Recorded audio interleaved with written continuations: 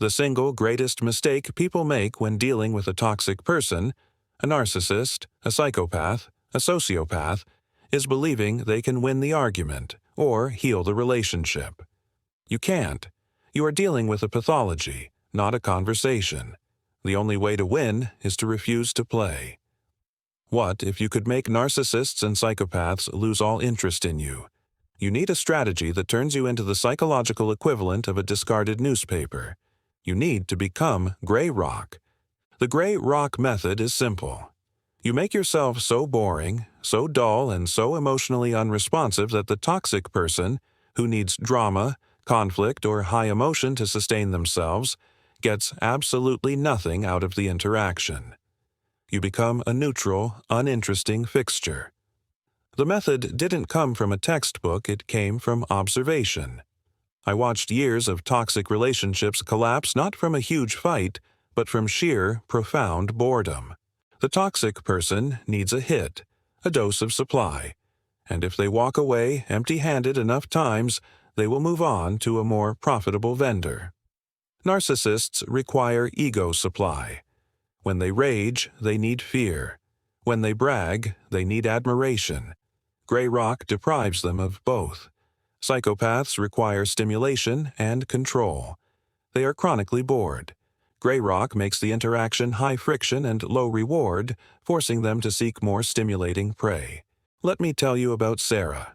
Sarah was locked in a brutal custody battle with a narcissistic ex-husband who called her constantly just to provoke a reaction. She switched to gray rock. Every call was answered with factual, one-sentence replies about the children's schedule and zero emotion. His calls went from 20 a day to 1 a week and eventually stopped. Why? Because he was getting zero supply. He didn't care about the children, he cared about her anxiety, and once that was gone, she was useless to him. Have you ever tried to argue with a rock? It's a pointless effort. That's what you need to become. The narcissist is driven by a profound internal deficit, a gaping hole of shame and insecurity that must be constantly filled by external validation, the supply. Their manipulative tactics are all designed to extract this supply. When you use the gray rock method, you are actively depriving them of fuel. No reaction to rage. When they start a fight, your flat effect denies them the fear, the tears, or the defensive fury they crave. They are yelling into a void. Without your reaction, the rage has no anchor and quickly dissipates. No validation for grandiosity. When they brag or lie about their success, your response is a flat, unenthusiastic, "That's nice," or "okay." You are refusing to reflect their brilliant image back to them. They can't maintain the illusion of their own greatness if their audience is unresponsive. Let me tell you about Thomas. Thomas was dealing with a narcissistic colleague who constantly put him down in meetings. Thomas realized that fighting back only fueled the narcissist's sense of superiority. He switched to gray rock. When insulted, he would stare blankly and simply say, "Noted." Moving on. The humiliation of being completely ignored was the fastest way to get the colleague to target someone else who would actually provide the desired reaction. The internal mechanism. The narcissist needs to confirm their value through your response. When you don't respond, they are forced back into their own head, where the feeling of inadequacy resides. This is unbearable to them, so they seek a more profitable, emotionally responsive target. Does the toxic person in your life thrive on your anxiety or fear? If so, you have the currency they need. Stop spending it. The psychopath doesn't need admiration, they need control and stimulation. They are masters of the long con, meticulously planning their schemes and using people as tools. Gray rock is an obstacle they will rarely bother to overcome. When you use gray rock against a psychopath, you introduce 2 levels of failure.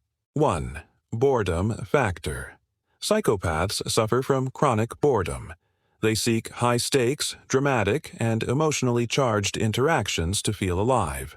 A gray rock interaction is the psychological equivalent of watching paint dry.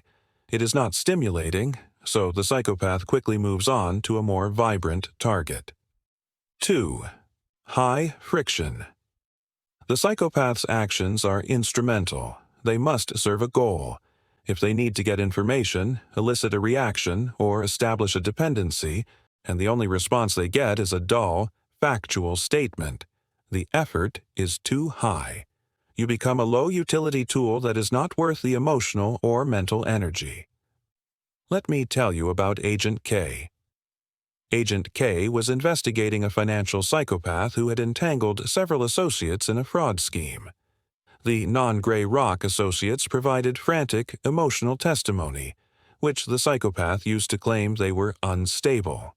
The one associate who maintained Gray Rock, providing only factual documentation, stating, "I only have data on X," was immediately ignored by the psychopath, who saw no profit in engaging with him.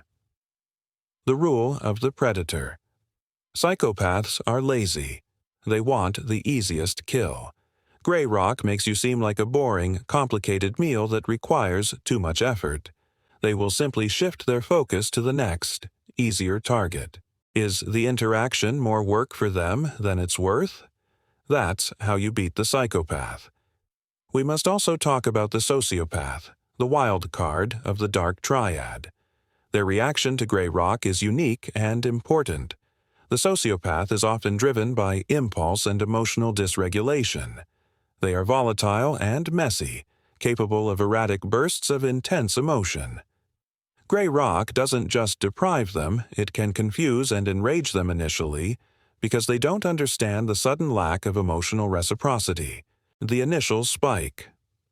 When you first implement Gray Rock, the sociopath, lacking impulse control, might escalate the drama. They might accuse you of being cold, selfish, or unfeeling. This is a final, desperate attempt to shock an emotional response out of you. The eventual retreat. However, unlike the narcissist who seeks the specific energy of validation, the sociopath seeks immediate emotional resolution, even if it's a negative one. When they consistently fail to get any emotional resolution, neither a fight nor reconciliation, the interaction simply stops feeding their need for high-intensity drama. They move on to an environment that offers more immediate chaos and emotional highs. Practical caution. You must weather the initial storm. A client I consulted with, dealing with a sociopathic relative, faced a week of intense, panicked phone calls when she switched to Gray Rock. She stuck to the script. "That's unfortunate. I can only discuss X right now. Goodbye." After the initial week, the calls dropped off entirely because she was no longer a reliable source of high drama. Are you prepared to face the initial backlash when you cut off the supply? That is the test of the method's effectiveness. This is the most critical element. Your voice and demeanor must project absolute, unshakable neutrality. Tone. Monotone. You should sound like a phone directory recording or a corporate lawyer reading fine print. No highs, no lows, no musicality. Speed. Moderate and steady. Not fast and not too slow. Volume. Low to medium. Just loud enough to be heard clearly. A loud voice is supply, a quiet voice is demanding. Your answers must be factual, minimal, and entirely boring. How are you? Right, Arrow. I'm fine. Thanks. We had so many good times. Why are you doing this? Right, Arrow Dollar. I'm only available to discuss the children's schedule. Did you hear what X said about me? Right, Arrow, I don't discuss other people's affairs. Practical example. I had a client, a teacher, who was forced to interact with a toxic co-parent. The co-parent would demand complex logistical favors. Instead of arguing, the client would simply reply, "I will need that request submitted in writing by 5 p.m. Tuesday. It's entirely factual, unemotional, and introduces friction, which the toxic person despises. Body language. Preset. Before every interaction, consciously relax your shoulders, unfurrow your brow, and drop any forced smile. Your face should be neutral. You are not angry and you are not happy. You are simply present. Are you practicing your flatline responses in the mirror? The time to rehearse is before the attack, not during it. Your words are the supply line. You must cut them off entirely. The toxic person, especially the psychopath, is constantly gathering data on you. Your gray rock must include an absolute lockdown on personal information. Do not discuss your new job, your date, your finances, your feelings, your health issues, or your new friends. This is all ammunition. Do not complain. Complaining is supply. If they ask about a problem, your answer is, "I'm handling it," or "It's fine."